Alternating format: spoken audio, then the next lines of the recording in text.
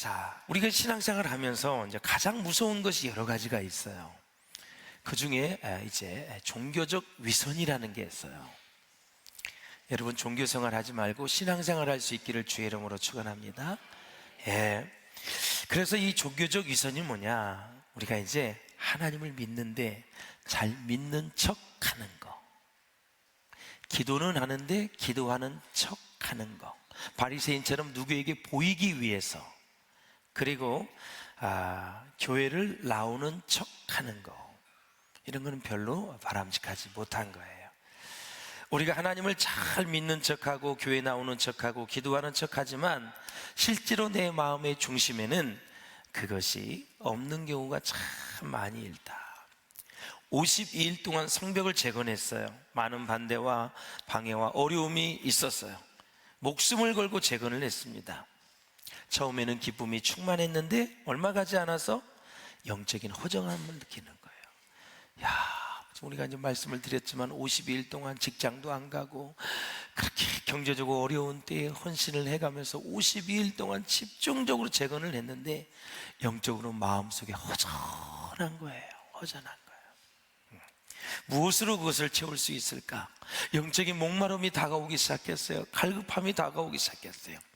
우리는 영적인 존재이기 때문에 영이 만족하지 않으면 세상에 무엇을 다 갖다 주어도 우리는 허전한 거예요. 세상에 어떤 것을 다 가지고 채워도 허전한 거예요. 그게 궁금한 분 해보세요. 안 되게 되어 있어요. 하나님은 사람을 영적인 존재로 만들었어요. 영을 부으신 거예요. 짐승은 영이 없어요. 혼만 있어요. 육체하고. 사람은 영혼육이 있는 거예요. 그래서 영적인 존재이기 때문에 이 영을 만족시키는 것은 하나님밖에 없어요. 하나님의 관계된 말씀, 기도, 모든 찬양 이런 것들이 우리를 만족시키는데 영적인 목마름이 생긴 거예요. 갈급함이 생긴 거예요. 그래서 이스라엘 백성들은 어디로 모였냐면 성전으로 모였어요. 나이트클럽 가지 않고 다른 이상한 데 가지 않고 성전으로 모였어요. 학사 에스라는 두루마리로 만들어진 말씀을 듣고 계속 읽었어요. 낭독을 했어요. 3시간 읽고 3시간 기도하고 3시간 읽고 3시간 기도하고. 우리 한번 6시간 한번 예배를 드려볼까요? 어떻게 생각해요? 6시부터 정오 12시까지. 그리고 밥을 먹은 거예요. 우린 지금 11시 예배예요. 새벽에는 5시 예배가 있고 7시 반 1부 예배가 있고 9시 2부 예배가 있고 지금 3부, 그 다음에 4부는 2시에 있어요. 6시부터 정오 12시까지 3시간은 말씀을 낭독하고 3시간은 찬양하고 울며 불며 통곡을 하며 하나님 앞에 기도하고 회개하면서 다시 그들의 영이 회복되어진 거예요. 사랑하는 여러분, 그래서 그들은 무엇을 회복했느냐? 감사를 회복했어요. 애굽에 있을 때 하나님이 어떻게 지켜주셨는지, 홍해 앞에서 그들을 어떻게 건너가게 하셨는지, 40년 동안 풀 한 폭이 없는 그 광야에서 하나님이 어떻게 먹여주시고 입혀주셨는지, 어떻게 불기둥 구름기둥으로 인도해 주셨는지 그걸 생각하며 감사를 회복을 했어요. 여러분 마음 가운데 하나님께 정말 감사하는 마음이 생겼다면 여러분들은 진짜 행복한 사람이에요. 환경을 초월해서 내게 감사가 지금 회복되었다는 것은 최고의 축복이에요. 그래서 그들은 힘든 고난을 기억했고 하나님의 은혜를 기억했고 우리를 살려주시고 보호하신 하나님의 생명의 싸개로 이스라엘 백성들을 인도해 주셨던 그 하나님의 사랑을 기억하면서 감사를 회복했어요. 감사. 하나님 고맙습니다. 오늘 주일 우리 이렇게 와서 예배 드릴 수 있도록 은혜 주셔서 고맙습니다. 인생의 문제가 다 많이 산적해 있지만, 해결해야 될 문제가 많이 있지만 오늘 내가 지금 호흡할 수 있어서 너무 감사합니다. 지금도 우리 성도 중에는 중환자실에서 헤매이는 사람이 있고 지금 때를 기다리는 사람들이 있어요. 우리가 이렇게 건강한 모습으로 하나님 앞에 나와서 예배하는 거 너무너무 하나님 감사합니다. 할렐루야. 성경을 초월해서, 상황을 초월해서 감사를 회복하셔야 돼요. 감사.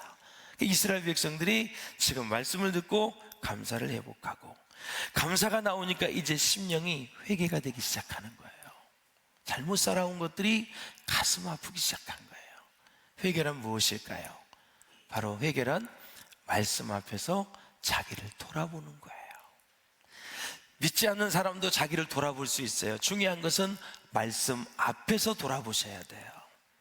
그러면 적나라하게 내 심령과 내 마음을 다 볼 수가 있어요. 그래서 돌이키는 거예요. 본문에 보면 이스라엘 백성들이 자기 자신의 잘못을 다 썼어요. 그래가지고 임봉을 했어요. 오늘 본문에 보면 10장에 보면 얼마나 많은 인물들이 나옵니까? 그 인물들이 다 서명을 한 거예요. 다 지도자들이죠. 레이지파도 있고 제사장도 있고 느헤미야도 있고 모든 일을 하는 사람도 있고 각종 직업을 가진 모든 사람들이 하나님 앞에 다 서명을 했어요. 우리는 죄의 본성을 가지고 있어요. 죄의 기질을 가지고 있기 때문에 조금만 여유를 주면 그냥 옛날 습관으로 또 돌아갈 수 있다라는 사실이죠. 그래서 그리스도인에게 있어서 진정한 개혁은 무엇이냐? 말씀으로 돌아가는 것입니다. 여러분. 말씀으로 돌아가는 거예요. 예. 말씀을 떠났다 있던 사람이 그때 그 말씀이 그 말씀이었는데 내가 그렇게 살지를 못했네. 탕자가 오랜 세월 집을 떠날 때는 너무 신바람 났어요. 아버지가 재산을 주어서 먼 나라로 갔어요. 엄청나게 즐겁게 살았어요. 그래도 아버지가 생각이 안 나요. 감사할 줄 몰라요. 양식이 떨어져요. 주염 열매를 먹었어요. 주염 열매는 돼지가 먹는 거예요. 돼지는 유대인들이 가장 싫어하는 동물이에요. 돼지고기 안 먹어요, 유대인들은. 그런데 돼지가 먹는 주염 열매, 근데 그게 떨어졌어요. 그것도 없어요.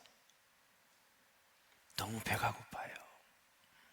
하루는 참을 수 있었는데 이틀째 되니까 이제는 너무 배가 고파서 눈이 좀 이상해져. 3일째 되니까 무엇인지 다 닥치는 대로 먹고 싶은 거예요. 그런데 아무것도 먹을 게 없어요. 그러다가 그제서야 아버지가 생각이 나는 거예요. 이게 사람이에요. 이스라엘 백성들이 성벽을 재건하고 나서 이제 감사를 회복했어요. 하나님, 나라도 다 나라 조국을 잊어버리고 나라도 다 빼앗기고 70년 동안 포로 생활에서 돌아와서 성벽을 재건한 거예요. 감격이 다르죠. 감회가 다르죠. 다시 조국에 돌아와서 그들이 여호와 앞에 신앙을 회복하고 있다니 얼마나 큰 축복이에요. 이제는 모든 재산이나 이 먹고 사는 게 바닥이지만 기쁨은 최고였어요. 그저 하루하루 사는 것이 하나님의 은혜라고 고백을 하는 거예요. 그래서 에스겔 선지자가 계속 말씀을 선포하는 거예요. 백성들이 살아나는 모습을 보았어요. 즐거움과 행복과 감사가 막 회복되는 것을 봤어요. 얼마나 보람이 있었을까요, 여러분? 13명이 같이 낭독을 해서 에스겔 선지자 혼자 한 것이 아니라 13명이 교대를 하면서 말씀을 낭독을 했다라는 거죠. 정말 가난하고 어려운 시절에는 오직 하나님만 붙들고 의지하면서 우리는 순수한 믿음과 신앙으로 살았어요. 그런데 오늘의 현실은 어떻습니까, 여러분? 이전보다 좀 살만해지고 부유해지니까 우리의 능력으로 살 수 있다는 그 착각에 빠져서 하나님을 외면하고 기도하지 않고 자기의 생각대로, 자기의 마음대로, 자기의 소견에 옳은 대로 살아가는 사사시대의 모습이 우리의 모습이다. 하나님의 말씀을 중요하게 생각하지 않습니다. 정말 나의 조국 대한민국은 풍전등화다, 바람 앞에 촛불이다, 이렇게 볼 수가 있어요. 기도하는 주의 종들은 그냥 경제적인 것도 보지만 영적인 상황을 보거든요. 항상 영적인 것이 먼저 무너져요. 그리고는 사회가 무너지고 경제가 무너지고 가정이 무너지게 돼 있어요. 영적 기상도가 좋으면 나중에 지금 환경이 어려워도 다 회복되게 되어 있어요.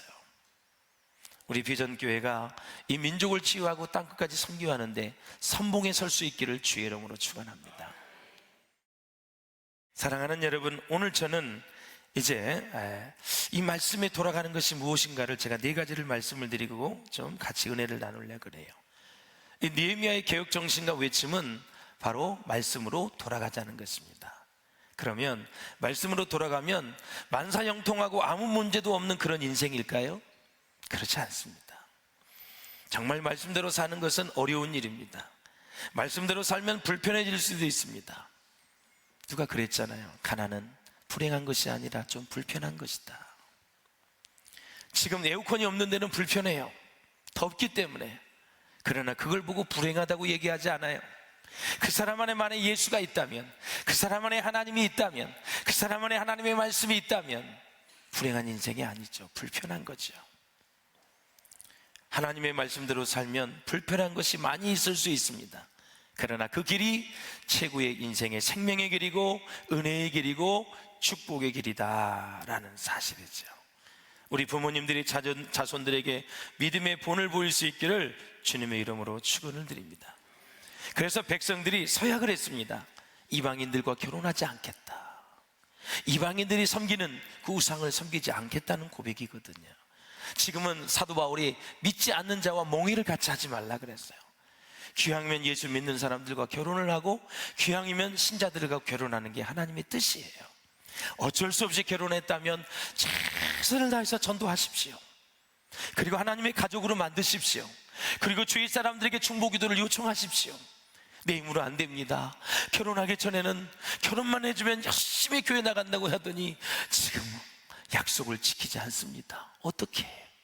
애도 낳지, 다 혼인신고 해버렸지, 지금 살고 있는데 약속을 안 지켜. 혹시 이 중에 혹시 그러다가 나오신 분들이 있지, 한 사람이라도.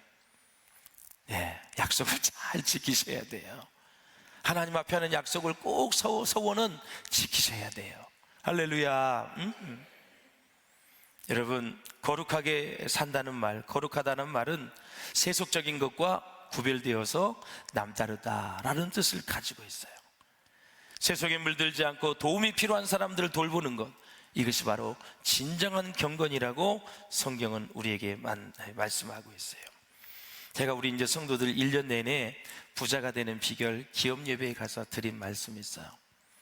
거의 한 40번, 50번 전했는데 거기에 보면은 이제 만나가 나와요.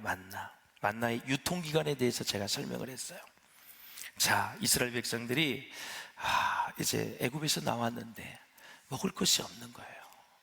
며칠 되니까 양식이 다 떨어졌어요. 이게 이스라엘 백성 다시 돌아가자고 얘기해요. 애굽으로. 그래서 하나님이 모세를 통해서 뭐라고 말씀하시냐면 하늘에서 양식을 비처럼 줄 것이다. 너희는 일용할 양식을 날마다 거두어라.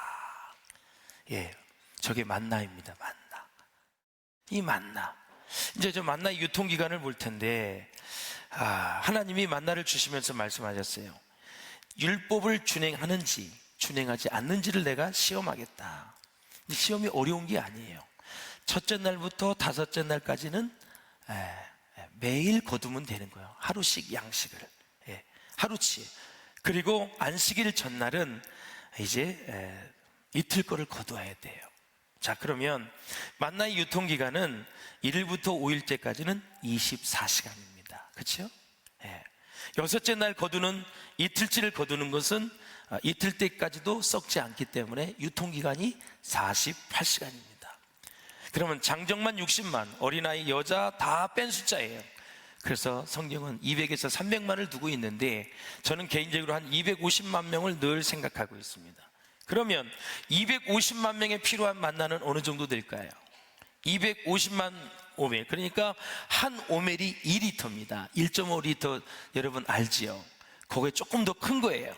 그게 한 오멜이에요. 2리터. 그러면 냉장고의 크기는 250만 명 곱하기 2를 해야 돼요. 그러면 500만 리터가 나오는 거예요. 그러면 500리터가 아니라 여러분이 집에 가서 그 냉장고가 몇 리터인지 좀 보세요. 500만 리터. 엄청난, 상상도 되지 않는 크기입니다. 그런데 성경에는 만나를 냉장고에 보관했다, 방부제를 사용했다라는 말이 없어요. 24시간짜리 만나를 48시간 두었는데도 변하지 않습니다. 그렇다면 48시간용 만나는 어떤 비밀이 있을까요? 똑같은 만나인데 만나의 보관 기간을 연장한 것의 비밀은 무엇일까요? 바로 첫날부터 다섯째 날까지는 하루 동안의 유익 기간이고 24시간, 안식일 전날은 48시간. 그래서 하나님이 그렇게 말씀해 주셨기 때문에 출애굽기 16장 22절에서는 유효 기간이 그렇게 된 거예요. 자, 만나는 하나님이 내려주신 양식인데 성경 창세기에 보면 생육하고 번성하여 땅에 충만하라 그랬어요. 그러면 이 창조의 원리를 만나에 한번 적용해 봅시다. 만나도 하나님의 창조물 중에 하나이기 때문에 만나 역시 하나님의 말씀을 기억하고 있습니다, 여러분. 첫째 날에서 다섯째 날에는 24시간. 안식일 전날에는 이틀은 바로 48시간. 이것이 하나님의 말씀이에요. 그런데 또 한 가지가 있어요. 만나를 항아리에 보관하라 그랬어요. 언약궤 안에 두어라 그랬어요. 그러면 그 만나의 유통기간은 얼마일까요? 자손 만대로 유통을 기간이 주어졌기 때문에 바로 대를 물려 보관하라 그랬습니다. 그 만나는 영원토록 썩지 않는 것입니다. 놀랍지요? 24시간만 지나면 썩는 만나가 있고 48시간이 지나면 썩는 만나가 있고 영원히 두어도 썩지 않는 만나가 있어요. 하나님의 말씀이 있기 때문에 그것이 가능한 거죠. 놀라운 사실입니다. 두 번째, 가나안 땅에서 안전하게 거주할 수 있는 방법은 안식년입니다. 레위기 25장 21절을 읽어보겠습니다. 시작. 내가 명령하여 여섯째 해에 내 복을 너희에게 주어 그 소출이 3년 동안에 쓰기에 족하게 하리라. 아멘. 안식년 전인 6년째에는 3배, 약 300%의 소출을 거두게 하신다. 놀라운 일입니다. 이것이 어떻게 가능할까?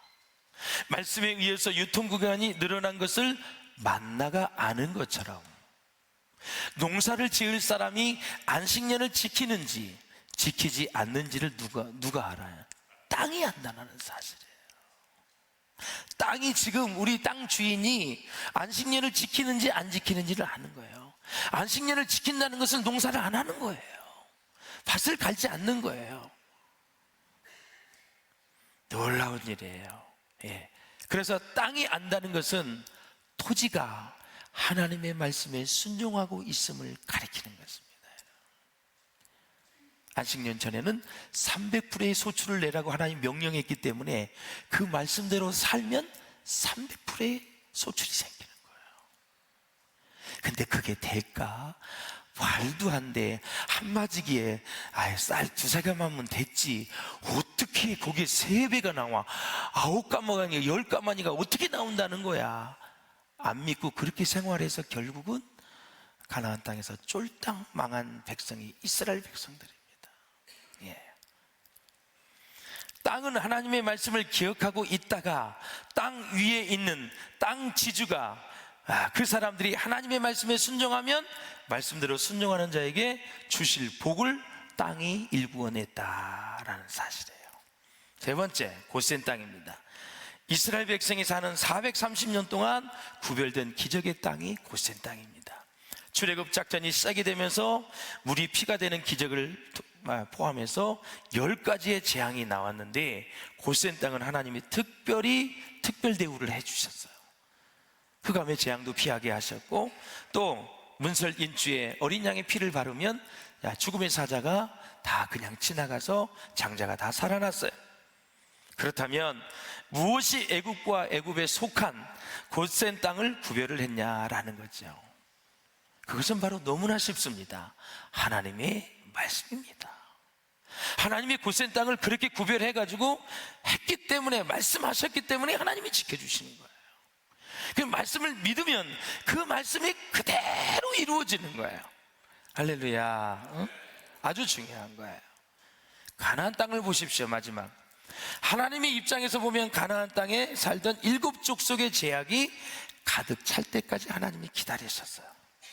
왜냐하면 하나님이 공의의 하나님이시기 때문에 이스라엘 백성들을 가나안 땅에 집어넣어야 되는데 가나안 땅에 살고 있는 죄악이 관영하지 않았다, 꽉 차지 않았다. 하나님 무식에 꽉 차지 않았는데 그를 집어넣으려고 하니 기다려야 되는 거죠. 여기서 우리가 이제 볼 수 있는 게 있어요. 자, 가나안 땅의 주인이 7 족속에서 이스라엘 백성으로 바뀌었잖아요.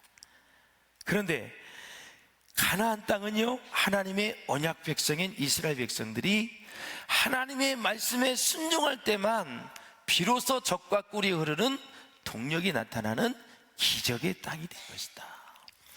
땅은 다 순종할 준비가 되어 있어요. 이스라엘 백성들에게 적과 꿀이 흐르는 땅으로 만들기 위해서 다 준비가 되어 있어. 그런데 가장 중요한, 이스라엘 백성들이 하나님의 말씀에 순종하지 않기 때문에 땅이 효력을 발생하지 않는 거예요.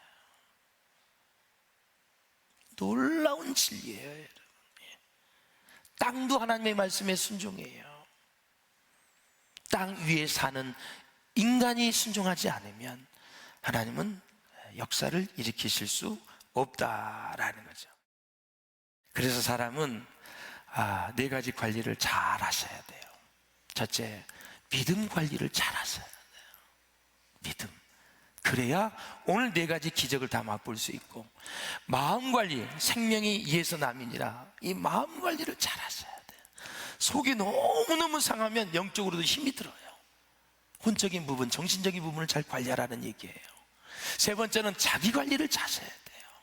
기도해야 될 자리 가서 기도하고, 말씀을 읽을 시간에 말씀을 읽고, 직장에 가서는 성실히 일하고, 그래서 모든 면에서 자기 관리를 잘해야 돼요. 운동도 해서 체력도 좋아지고 건강해져야 되고, 마지막에 인간 관리를 잘해야 하나님의 축복이 사람을 통해서 주시는 거거든요. 그러니까 사람을 통해서 만족과 행복이 오기 때문에 인간관계, 관계를 잘 하셔야 된다. 자, 사랑하는 여러분, 자, 출애굽기 23장 19절을 한번 같이 읽어보세요. 시작. 내 토지에서 처음 거둔 열매의 가장 좋은 것을 가져다가 너희 하나님 여호와의 전에 드릴지니라. 이제 후반부에 가면 말씀의 은혜를 받더니 백성들이 마지막에 다 예물 생활을 다 회복하는, 하나님 앞에 드려야 될 것을 다 드린다. 천예물을 드린다, 제사장에게 드린다, 레위인들에게 드린다. 그동안 하나님 앞에 하지 않았던 것들을 다 하나님 앞에 드리고, 레위인은 11조를 받아서 또 10분의 1을 여호와의 곳간에 넣어서 노래하는 자들, 우리 성가대들, 그 다음에 대제사장들, 제사장들, 그 다음에 레위 지파 사람들, 그 사람들이 다 주의 일에 헌신하는 자들이잖아요. 그 사람들을 다 먹을 수 있게끔 하셨다라는 거죠. 말씀을 맺겠습니다. 내 보물이 있는 곳에 마음이 있다 말씀하셨습니다. 그렇다면 마음이 있어야 할 곳에 물질을 여러분 두는 것은 마음을 관리하는 최고의 지혜로운 방법이다. 내가 지금 천국에 마음이 있다, 천국에 가는 소망이 있다, 그러면 어떻게 하면 좋겠어요? 천국에 먼저 물질을 보내는 것이 뭐예요?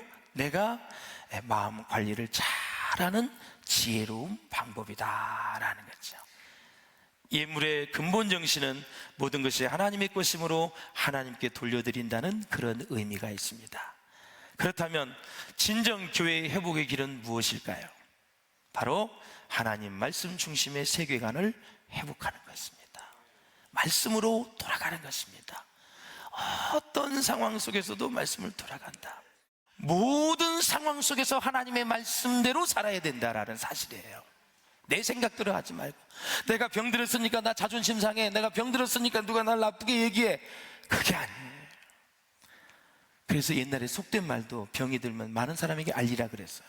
그럼 혹시나 모든 약이 있을까, 우선 좋은 병원이 있을까, 어떻게 치료를 받았을까 소문을 내면은 그거 간단하게 치료하는 거야.